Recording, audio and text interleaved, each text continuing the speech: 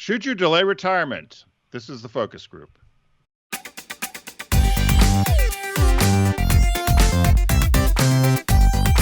They're all business, except when they're not. It's the Focus Group with Tim Bennett and John Nash.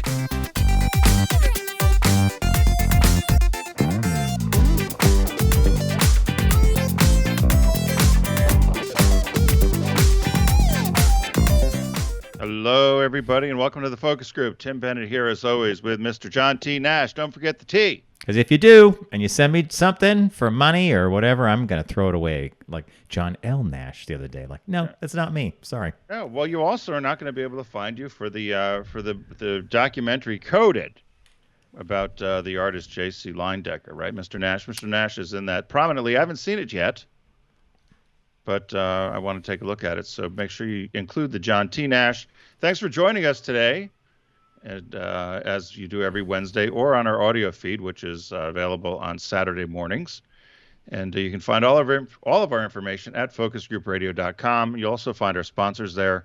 You'll see the deep discount logo in particular, so you should click on it and start shopping away, since now is the holiday season, and there's lots of probably gifts that you have to get for somebody under the tree, whether they were naughty or nice. It's the holiday season. Da, da, da, da. Da. Have you watched? I've had Christmas music on back and forth. We have, up at the house, Bob decorated the tree. I was allowed to put one ornament on. It was a man on a bicycle. And then actually that was taken away from me, and he did it because I was going to put it in a spot that it shouldn't have been. Wrong place. Spot. And as Tim mentioned when he kicked off the show, I am in a movie called Coded, about the life of artist J.C. Leyendecker, the creator of the Arrow shirt collar man, arguably one of the first sex symbols in America. It's streaming on Paramount Plus. It's about 29 minutes. I got to watch it. I only saw it in June when I went to the premiere of the movie at the Tribeca Film Festival. And I watched it, and Bob liked it. I loved it. And it was fun to see it again. It was like seeing it for the first time. And I'm like, oh, yeah. And by the way, folks, the camera does add 10 pounds. I'm just saying. That camera added 10 pounds. Why do you say that? Well, Bob goes, when was this done? I said it was October of 2020, and then I did pickups in January of 2021. Maybe you lost some weight since then. I said, no, honey, the camera adds weight. You know, the stars say it all the time. The camera adds 10 pounds, right? Thanks, Bob. Yeah, well, that's why you see these stars, they're paper thin. I don't know how they do it. I don't know all the years how Cher stayed in shape. And I look at some of these other people, particularly, I look at these guys down here at the beach that are, on the beach in their little Speedos down there at Poodle Beach. I don't know if they don't eat or what happens, but I see them out partying and because they post all these things on social media, and they seem to be eating and drinking a lot, but none of them seem to gain weight. If I ate and drank like that, even at that age, I certainly wouldn't have a six-pack. Would you? No, and I never even came close to having a two-pack. So that's an interesting thing you bring up. Years ago, we worked with a photographer named Rob Lang, who shot a couple of campaigns for us in my first ad agency. And I was down at a pre-production meeting with him. And do you remember my old assistant art director, Walter?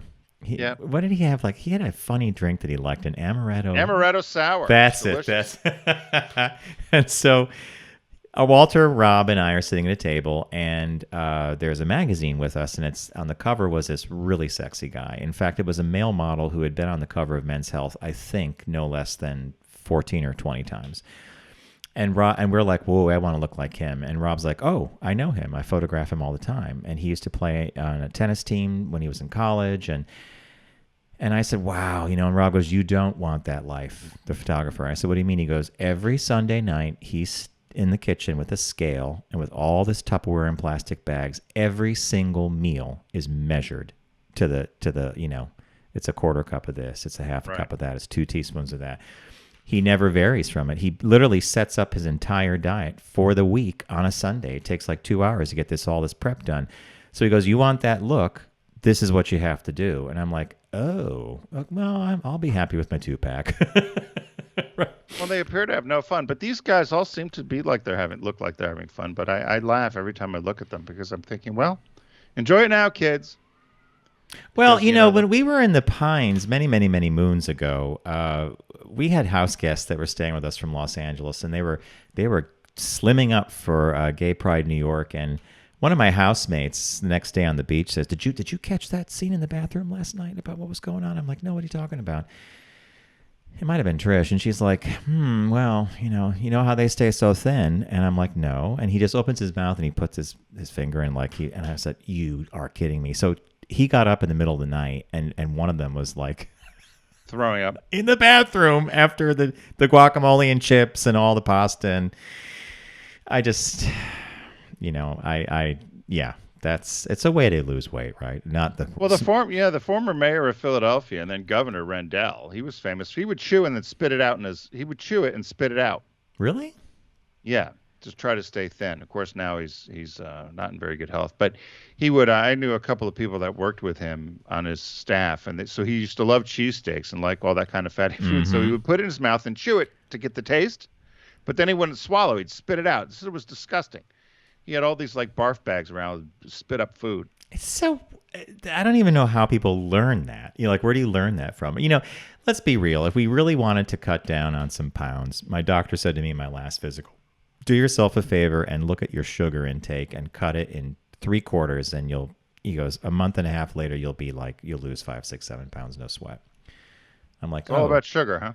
Well, and I was like, well, what sugar are you talking about? And he just kind of smiles. He goes, it's in everything we eat. He said there's the obvious stuff, the cakes and cookies and pies and all the delightful things we love. He said, then just look at the side of a bottle of a ketchup it's in everything. So right. His idea was if you can cut it out of the stuff that you don't get enjoyment out of. Like I get enjoyment out of cookies.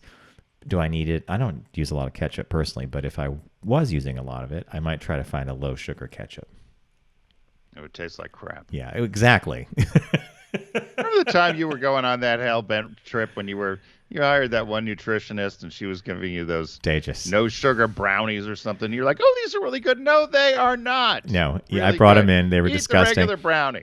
And I gained weight on that. And you're like, you want to remember that? And you one day were in serious. It was all carbs all the time. That's Tim. That's exactly what happened. I come into the studio. I'm like, I didn't lose any weight. And he goes, what the hell do you think's going on? It's all carbs all the time. Look what you're eating. It was brown rice syrup, brown rice this. It was like carbs, carbs. Yeah. Well, anyway. Hey, so what caught your eye this week? What caught your eye? Here's what Tim and John found. So another toy that I might have had as a kid, but actually might have played with. But had I not played with it, I might be at least $12,000 richer. And woo! So here we go. It's a rare Star Wars toy figure from 1980, sells for over $12,000 at auction. Now, this comes to us from the UK.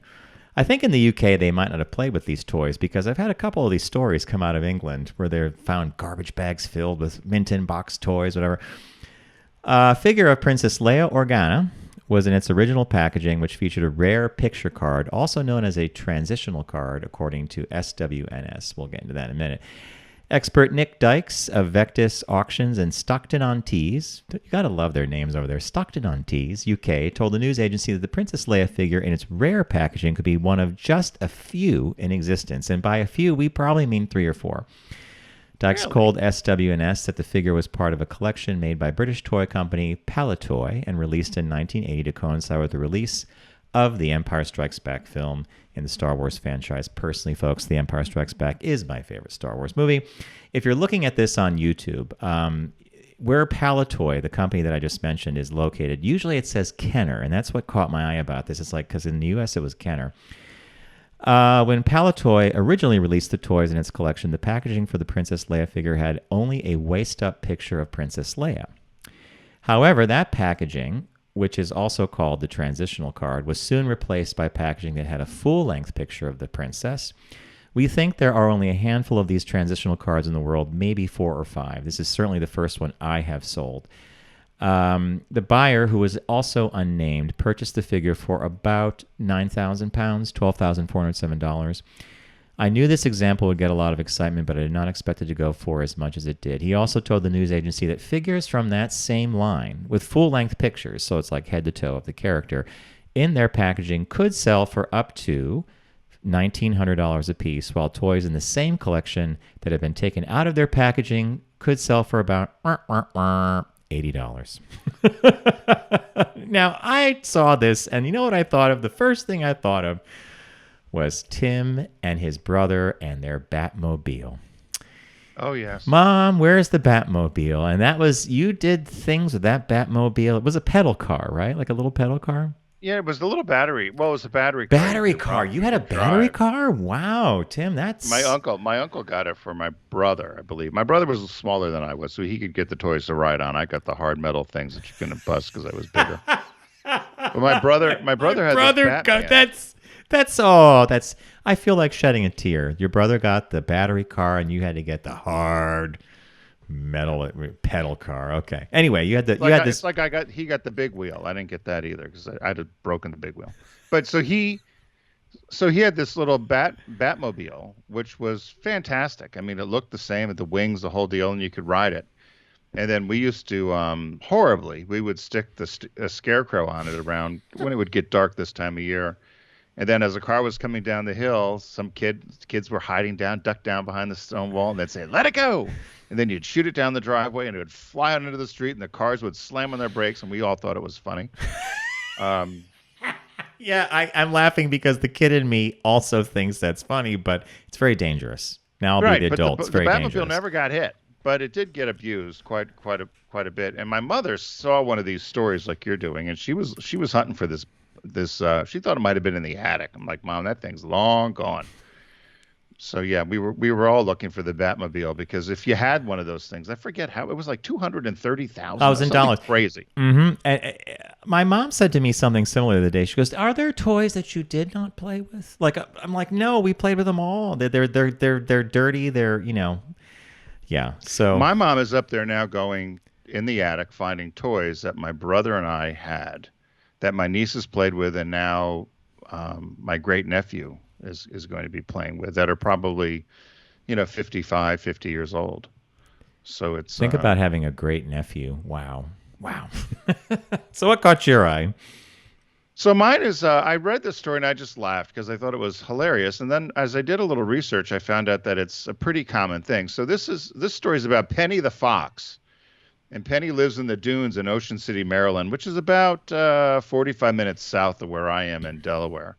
So on the peninsula, there's a famous little fox. They call her Penny, and she lives in the dunes. She's right near the Princess Royale Oceanfront Resort on 92nd Street. If anyone's down there, is that like 2, 3, 4 star? Well, anyway, yeah, I was right near the sandcastle. And I don't know what happened. So what's happened is people would go. And there's a video on it, and so if you want to look it up, you can check the video and actually watch what's going on.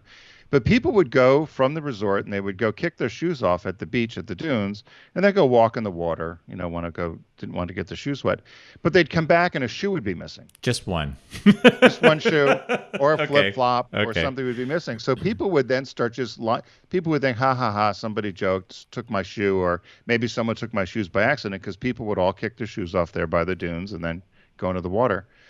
And so then they would leave these single shoes there kind of on the fence, hoping somebody picked up the wrong shoe, and they'd come back, and you'd come back later and find your shoe.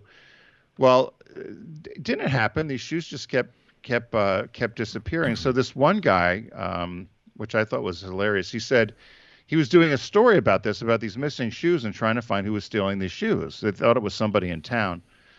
So this one guy said, "I hate to admit it, but while I was doing the story and I kicked my shoes off, I was on the phone, and my Cole Haan Argento metallic leather Nantucket loafer disappeared." So that's a very specific shoe, Tim. Okay. Right.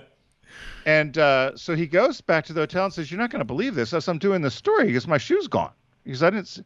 So the general manager of the hotel says, "We have a security camera out there by the beach. Maybe we should take a look at it." So they rewind and they look, and this little fox, Penny, was smart enough to know when people were not around, and you see the little fox kind of scurrying across the dune, and then look around, looked at all the shoes, and then kind of looks, and then, looks both ways, grabs a shoe, takes off, runs through the dunes, and they found where Penny's little den was. Apparently she had quite a collection of shoes and sneakers and flip-flops. She even had a wiffle ball and some other sort of leather goods. And they said it's very common for foxes to do that. They love to collect this stuff and bring it back for the babies to play with as toys. And they said it also helps them helps the cubs learn the important behavioral patterns for later in life about hunting and using these Seriously. items. Yeah. So, And so so this the animal picture will that I have the actually animal will is use it as a toy, like our dogs would do, right? Like a dog would, right. chew on it. And Fox does the same. And then you have a picture on the upper left corner. There's all these Crocs and shoes, and then there's right next to it. There's the fox. I guess that's either one of her babies or that's Penny. And then the bigger picture is the fox itself, right? Well, the pictures that I wanted to use would not let me use them. Oh, So okay. that's how I found out more about this. So I started doing fox with shoes, and all these stories came up. So the one with the fox with the sneaker in his mouth, I think, is in England. The other one's in Indiana. That Mm. fox is taking stuff around Okay. the lake, and so. But they said they love to grab any sort of shoe. Plus, they will grab leather items, and they will also grab like there was a wiffle ball they found there. But they said it's a very common thing for foxes to steal this sort of stuff as they mature and bring home these found treasures. I guess kind of like when a cat would bring you back something to the house, right? Outdoor cats will bring a mouse back and just drop it on the patio near the kitchen. Like, look what I found. Doing their job for the household. They're bringing some dinner home, right? Yeah. So I thought it was just a cute I think little it's story. hysterical. I loved it. When I saw the pictures come in, I'm like, and I think the explanation is actually even more fascinating. That it's a behavioral thing, and they're choosing it probably because of color and texture, just to chew on it and gnaw on it. And then, of course, look what mom sneakily got. That's how, basically, that's what the mother fox is telling the babies. Like, this is how you do it. The guy with those Cole Haan shoes, the really expensive ones, when he looks to the left, you get that shoe. Yeah, that's exactly what happened. So hey, many of you know that our friends here at the Focus Group are Deep Discount, and they've been with us for quite some time now. And there's a sale going on now, right now, and I'm trying to pull up my. It's last minute gifts, Tim. Thank you, It's John. gifts and last minute As I'm gifts. searching for my Because the searching fox took your notes. for my notes. The So fox why don't came you? in, took your notes. So is it last minute sale? Last minute, everything's on sale at the site. This is one of the best times of year to go shopping at Deep Discount. Our friends over there. Go to Deep Discount to get there. Go to focusgroupradio.com and click on the Deep Discount logo and begin your shopping. I did what Tim does. All right, I should say I did what I learned that Tim does a few weeks ago, and I went and Tim, you really did nail something fascinating. So they have something called, and I have it here on the screen, Deep's Top 100. So I guess it's just an algorithm looks at all that people are ordering. Well, one of the things on the deep discount list of 100 of their top items is this. I Dream of Jeannie, the complete series. I don't think I have seen I Dream of Jeannie in, I'm going to just say about 25, possibly longer years. It's been a long time, and yet I have vivid memories of the show. Major Nelson, Roger Healy, Dr. Bellows, and of course, Barbara Eden played Jeannie. They have the complete series here for $42.99 on Blu-ray. I have not seen it on television, and so I thought, Larry Hagman, Bill Daly. I mean, it's a great cast. The one thing I remember as a kid about I Dream of Jeannie that used to not totally jive with me was whenever she would miniaturize people. Like sometimes she would blink and she would put Major Nelson inside her bottle. And I thought, I don't like that. Me and shrinking. I don't like the Yeah, I shrinking don't thing. understand that. You don't like shrink. I can't explain it, but yeah. So I selected I Dream of Jeannie, the complete series, and it came off this list, which I do think you should check out, which is the Deep 100. It's like 100 of the top things people are ordering. What did you pick? Well, as a sidebar, I'm wondering how long. I'm curious about I Dream of Jeannie. My guess is it was probably lots of sexual innuendo, probably in the sitcom. I don't know. Oh my God. Okay, so it ran from 65 to 70 on NBC, and I bet you, since that was the time of Bewitched, I Dream, like all those classic sitcoms, with Yeah. magic and everything, there probably is a lot of it. I think it would be really fun to start looking at these, especially as the seasons matured. So good point, Tim. Yeah, so I'm wondering whether, because I had over the weekend, I had on Father Knows Best, he was a very mean guy on the show. I don't know if you ever watched the show, He was, wasn't he? Yeah. but they had an Indian exchange student that was coming to dinner for the weekend, or coming home with Betty for the weekend, and so the younger daughter put on an Indian headdress. Oh boy. And so, ha ha ha. So the joke was going on that there was no different type of Indian. And but I thought, boy, you could never do that now. No way. And because the exchange student comes in, she's confused, and then of course the son tries to talk to her slow and loud. It's all the stereotypes of of how You can't treat foreign understand English. people. Yeah, exactly. If you yell at exactly. them, yeah, how are you today? If you yell, yeah, exactly. She's not deaf. So anyway, yeah, I was wondering about how some of these sitcoms hold up and how long it is before they go away. So I picked White Christmas because Classic. Richard keeps going on and on about it. It's his favorite movie. It's Richard's favorite Christmas movie, huh? Yeah. Not his favorite movie of all time, but favorite movie for Christmas. I think it's his favorite movie of all time. Bing Crosby, Danny Kaye. Are you a Danny Kaye fan? I know Rosemary Clooney I love, but Danny Kaye, I don't know. Well, this particular one I picked is actually for the 60th anniversary, which was in 2014, but it's the 60th anniversary Blu-ray, and it comes with lots of behind-the-scenes information, lots of behind-the-scenes commentary, and some old video that's never been released. Also, it comes with a CD that has not only 12 popular Christmas songs, but 8 other tracks that were previously unreleased, which I think would be interesting. Then they also did something with Michael Bublé and Crosby, where they almost did like this virtual duet with them singing. Kind of like years ago when Natalie Cole Yes. sang with her dad, Nat King Cole, through the magic of technology. Yeah. Okay, that's cool. Yeah, exactly. So and then they have lots of other behind the scenes commentary from Rosemary Clooney and Crosby, Kaye, and others. And they said that it comes in this double package. I didn't realize this. They said many people don't know, but the lyrics to the most popular Christmas song of all time, White Christmas, were written poolside at an Arizona resort. How perfect is that? No snow, no trees, no ornaments, but let's write the song here.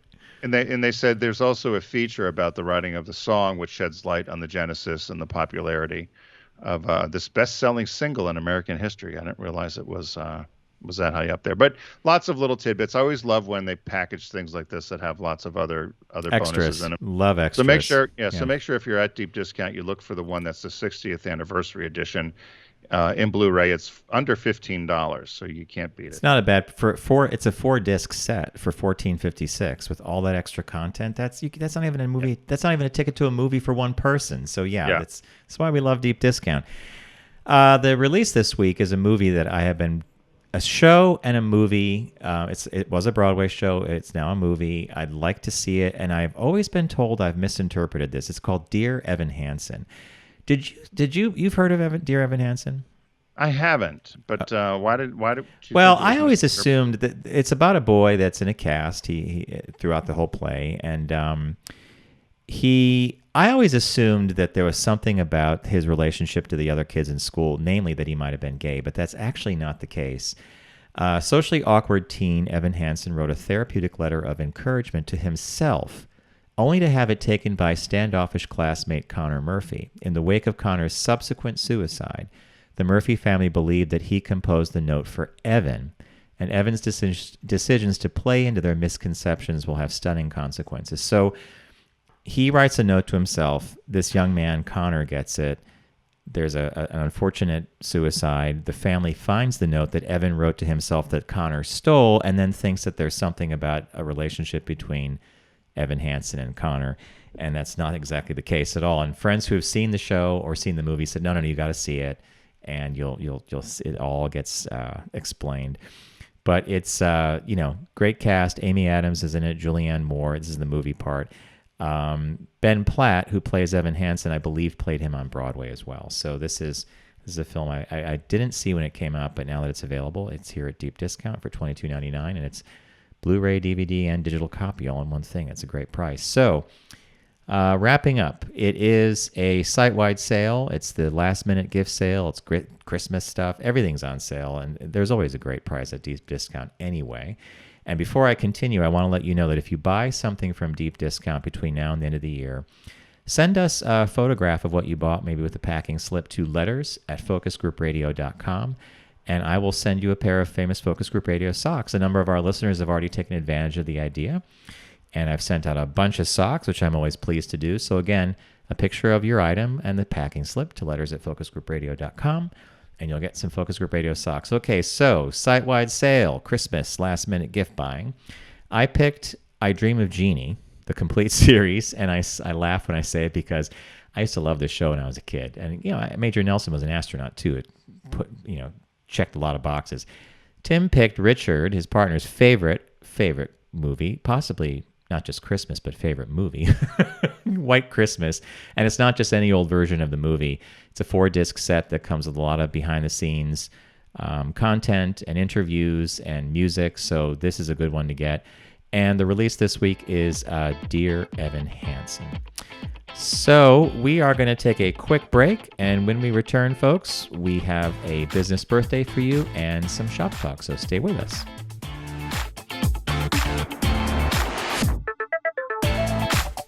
You're listening to The Focus Group with Tim and John. Learn more at focusgroupradio.com.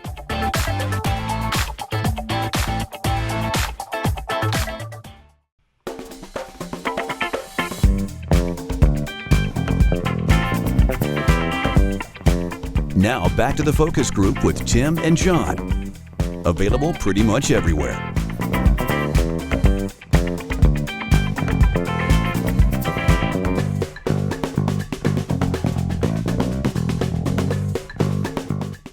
Welcome back to The Focus Group. Tim Bennett here with John T. Nash. Be sure to follow along with us all week or at any time at focusgroupradio.com. All of our media is housed there, including our podcast, TFG Unbuttoned, as well as all of our programming here, The Focus Group with Tim Bennett and John Nash. Mr. Nash. Yes. I forgot to ask you. You went to Broadway play on yeah. Friday, okay. Didn't you? What'd you go see? We saw Company, Stephen Sondheim's Company, and it was an interesting coincidence that he sadly passed away 2 weekends ago, and this is a Stephen Sondheim production. It was starring Patti LuPone. Now, we get to our friend Ed and Rafat's house. We're going to have a little cocktail. We met their new dog, Cooper, who's really a puppy. You know how puppies are. They love being around people. They're jumping. What kind of dog is it? I don't remember the breed. He has to have the hair above his eyes clipped now and then. I'm doing that. Black, brown, and white. I'll remember it in a name. Very friendly pup. Love seeing people. So we get to their apartment, and Ed holds up his cell phone. He goes, "You're not going to believe it." But it was Patti LuPone was not going to be performing that night. Her understudy was, because this was the last night of previews, and then the show is locked in, loaded, and it's official.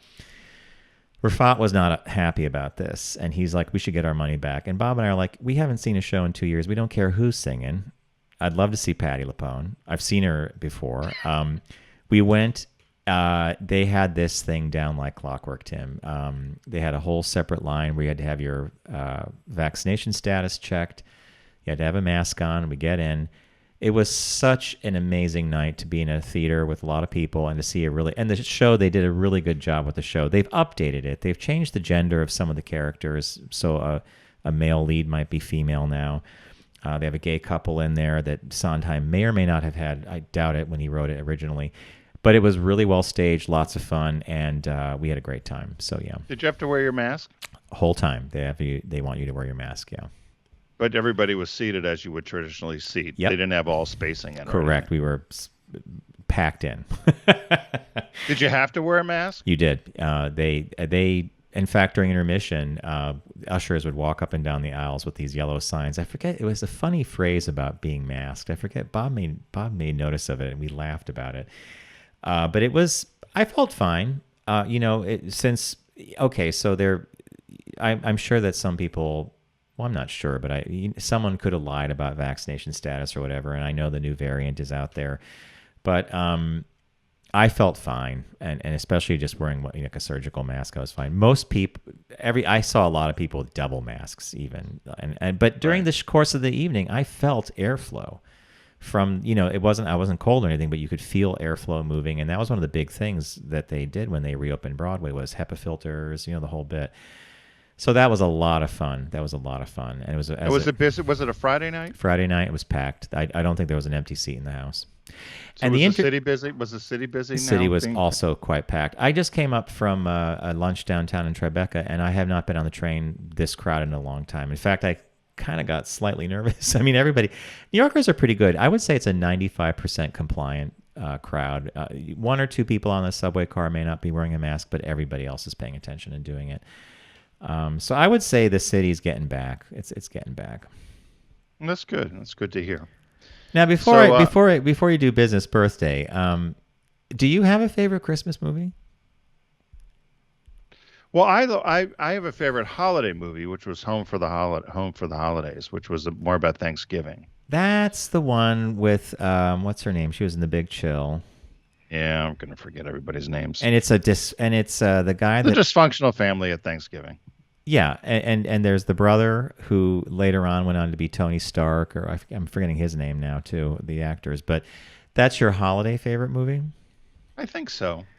Yeah. So if I had to, I also. Yeah, no, I would say that was a Christmas movie. I'm not sure I have one. I didn't have one until I met Bob, and now my favorite Christmas movie is The Bishop's Wife, with David Niven and Cary Grant. Cary Grant plays an angel who comes down to grant a wish that David Niven, who is a bishop trying to build a cathedral, grants, and it's a fun one. Santa Claus is Coming to Town is a childhood thing I would put up there.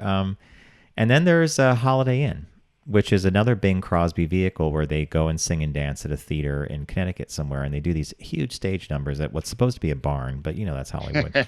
I know they always look so fantastic. Hollywood is like, oh, here's our living room, and the living room is like a football field. But anyway, yeah, Home for the Holidays came out in 1995. Had Robert Downey Jr., Anne Bancroft, Dylan McDermott, Charles Durning, Holly Hunter, Steve Guttenberg. Talk about a cast for a comedy. It's a comedy, right? Yeah, directed by Jodie Foster. Oh, so, you're serious? Jodie Foster did Home for... No way, really? Yeah. Wow. Okay, that's going to hit my list then, too. Okay. If you haven't seen it, John, have you seen it recently? No, that's why I need to see it again, right? You're making that face like you're going to love the dysfunction. I think you'll enjoy it. When Tim does that, when he does this little nod of his head, it's like, in other words, there's something in there that's going to relate to me. I'm going to like it. All right, I'll check it out. Yeah, yes, I'll leave it at that. So our business birthday today. Everyone does celebrity birthday greetings, but the Focus Group is the only show in the universe that celebrates business birthdays. Now, this is December 8th. This gentleman, William Crapo, I think that's how you say it, C-R-A-P-O. How Durant. else can you say C-R-A-P-O? You might say Crapo, right? Crapo. I say William I think it's Crapo. Yeah. Yeah. And born December 8th, 1861, died March 18th, 1947, at 85. Pretty long age for somebody born in the 1800s. We've highlighted him before, but something popped up that I did not know about him, and that's why I included him again. Is he not only was he a co-founder of General Motors, so Chevrolet, Buick, Pontiac, Oldsmobile, and so forth, but he also was a huge investor and credited with founding Frigidaire. One of our favorite appliance lines, right? Which is now owned by Electrolux, but I didn't realize that. So Durant was born in Boston to a very wealthy family. His mother, Rebecca, was the daughter of Michigan Governor Henry Crapo, of French. They said they were of French descent. And so he was born into a wealthy family. He dropped out of high school, worked at his grandfather's lumberyard, and then he started selling cigars in Flint, Michigan. He eventually went on to, and they said he eventually founded his own carriage company in 1886. He partnered with a guy named Joshua Dort, and they came up with what they called the Durant Dort Carriage Company as a leading manufacturer of horse-drawn carriages. And by the 20th century, they were the largest manufacturer in the United States for these carriages. He was very skeptical about automobiles. He felt nobody would like them and that they would never really sell because of the bad smell of burnt fuel. Boy, did he miss the mark there. But anyway. Right. And also that the engines were loud. So he said it made them inherently dangerous. And he would not even let his daughter ride in one. But he realized, however, that time was marching on. But there was lots of weak government regulation around these gasoline-powered carriages, horseless carriages, as they call them. So he took advantage of this anger and decided to start investing with all the money they made in the carriages started investing in car companies and finding ones that were not doing so well. So the first one he bought was Buick. And he felt if he bought this collection of companies that were struggling and put them all under one banner and sold different marks to different target audiences and introduced safety into the product, that he would be successful. So lo and behold, General Motors was born with Cadillac, Oldsmobile, Buick, Pontiac, and a number of other products. It almost reminded me of what's happening now with the electric vehicles. Now, he bought a company called the Oakland Motor Car Company. He bought one called Carter Cars, bought Republic Motors. There were a bunch of these other kind of automobile manufacturers out there at the time that were selling less than 1,000 units, and he was trying to pick them all up and put them under this umbrella. But while he was doing that, he also, and Chevrolet was the last big one. That was a big brand that they bought and brought under the umbrella. But while he was doing that, he also invested in what was then the Guardian Refrigerator Company, not refrigerator, refrigerator company, okay, in Indiana, and they developed the first contained refrigerator. It was guys named Nathan Wales and Alfred Mellows in 1916. But Durant, they said, as a co-founder of General Motors, invested in the company, and he came up with the name of Frigidaire. And so much so that the name has kind of become almost like Kleenex. Or Xerox, right? Right. They said in many countries, if you had a refrigerator, it was just called a Frigidaire. Amazing. And not a refrigerator. And that's how we got the English word fridge. Oh, it's in the fridge. Likely came from that. And but anyway, he came up with, and they used a lot of this technology. General Motors owned Frigidaire up until 1979, and but they used a lot of this technology for the air conditioning to put into cars, of course. Which I didn't think about that, but makes a lot of sense. And so back to cars, he ended up trying to always want to do something else.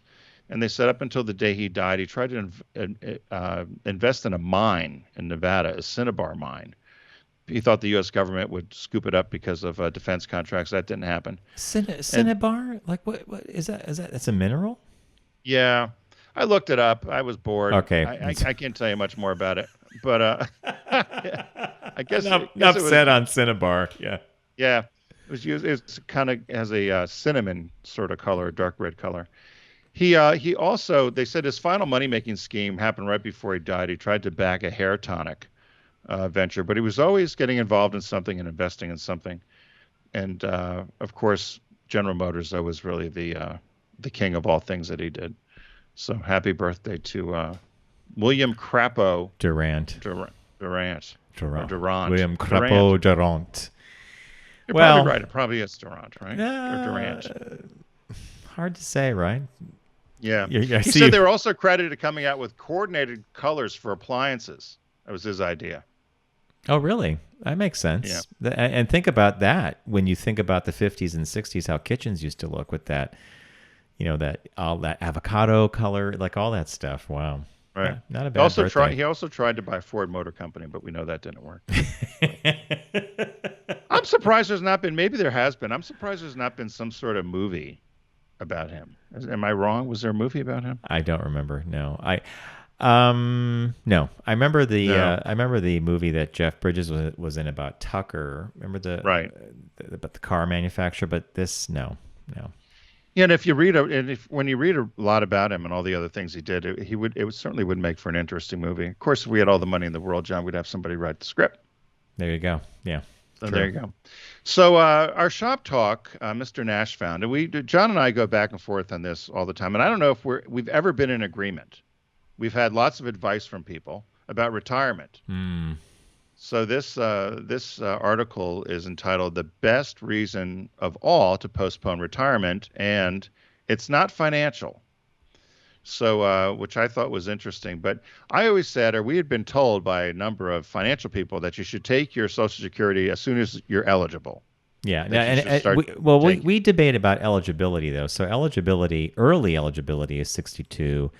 Many of us are at 66 or 65, depending on when you're grandfathered into some of the changes Congress made. So full eligibility would be 65, 66, or 67, depending on your age. 70, Do you know what it is for us? 66. I don't want to wait that long, I don't think. Well, I go to Social Security not often, and I actually check what the thing is, and I move the slider and see if I get off the train at 62, if I stay on.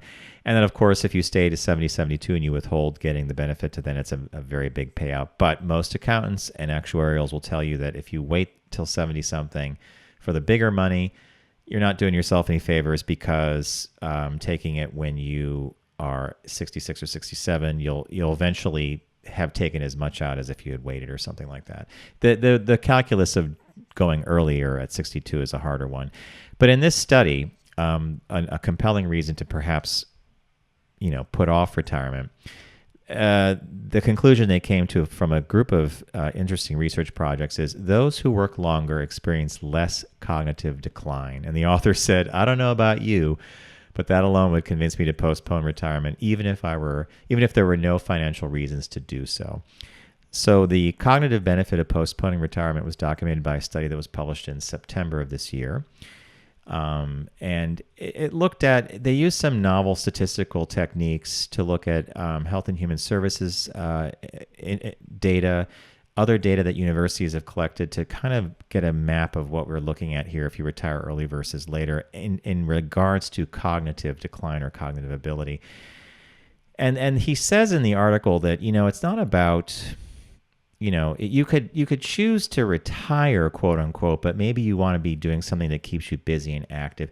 I happen to agree with this just anecdotally. Do you agree with what they're thinking? I mean, what I'm getting at? Staying busy, active, and mentally engaged. Not quite the same as going to a job every day, right? Yeah, but I had this conversation. A woman across the street from me is 83 years old, and the woman Margot had just passed away. She was 96. But she had said she was very concerned about this because her opinion of retirement. She had seen her mom and dad retire early, and she said, and then they had she said they had nothing. She said they really didn't do anything, and she said, and I think it affected them immediately. And she said, and me, I think I've overcompensated. She goes, look, I'm going to Egypt next year. She's doing Egypt? Yeah, at 83. You got to find out the tour company she's using, because I am dying to go. I mean, being gay, it's a little hard, but. Well, there's a whole group of them here. There's like 15 or 20 of them that are going in a group from here. But she's in 3 book clubs. She's in a film club. She's taken a writing course. She went and got her PhD at 73 years old at Georgetown. Why not, right? So she is very, very active and very well read, and always has something going on. So if you look at her as an 83-year-old, you would never peg her as an 83-year-old, I don't think. But she's purposefully, I guess, done this recommendation of really keeping herself involved and engaged in as many things as possible. She said to me, you always have something to learn. You should always feel like you have something to learn. And you should be curious. And when you stop doing that, she says you think you die. I think we're both in agreement on that. At least I hear that. So going back to this article, researchers found evidence of a strong cause and effect relationship between postponing retirement and improved cognitive function. Furthermore, they found that postponed retirement is beneficial to cognitive function for all genders, races, and ethnicities, including education levels, and regardless of professional and non-professional occupational status. So you could be a plumber, electrician, a tradesman, a broker, whatever it is on the spectrum of career, being engaged and continually being engaged helps your mental acuity. He dovetails this into a study that came out of the Netherlands a little while ago, which was kind of fascinating. And he's written about it before, the author of this piece. And he says, also relevant to the findings of another study, that focused on what happened in the Netherlands when the tax code was changed to incentivize working beyond age 62. The authors found that this change led to an increase in life expectancy by as much as 2 years on average. He said, frankly, I'm surprised that this recent study hasn't received more attention in the retirement and financial planning community. So I could keep busy. If I'm not doing a job, I'll be busy. It's like me doing animation or learning to paint, or I think like your neighbor, I would love to take more classes and go back to school and do a whole bunch of things. But you stay busy now, so you'll be staying busy, I'm sure. Yeah, that's true. That's true. I'd like to think so. Yeah. In other words, we're not going to just sit in a chair and waste away, which you don't want to have happen. But, I can understand people that are in physical jobs, hard physical jobs, construction, carpentry, like they get to a certain age, they might not want to do that. I remember my uncle was he worked for the post office. He was a letter carrier. By the time he retired, his knees were, like his back hurt. I mean, he was physically worn down from delivering the mail. And so he was happy to sit in that chair.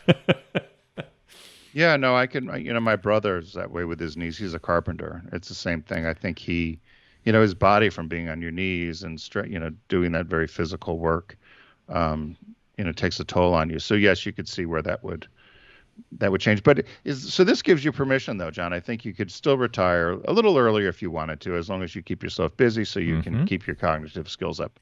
But we'll have to talk about the retirement again. I can't believe at one point you thought you were going to go to 72.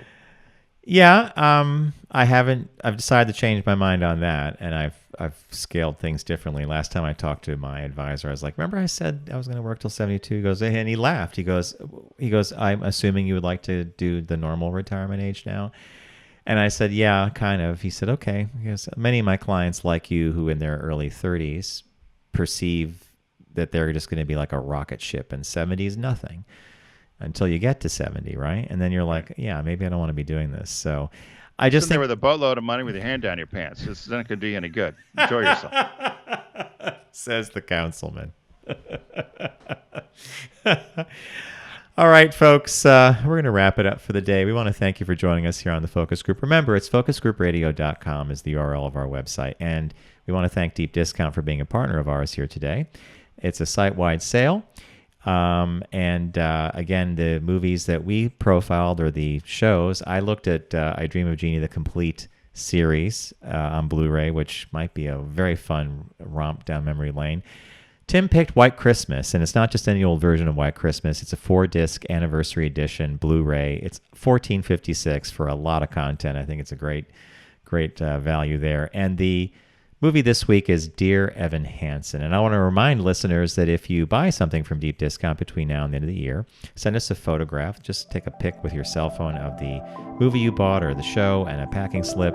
Send it to letters@focusgroupradio.com, and I will happily send you out, as long as you include your mailing address, by the way, a pair of Focus Group Radio socks. So we want to thank you for joining us here on the Focus Group. Be safe, and we'll see you in the new week.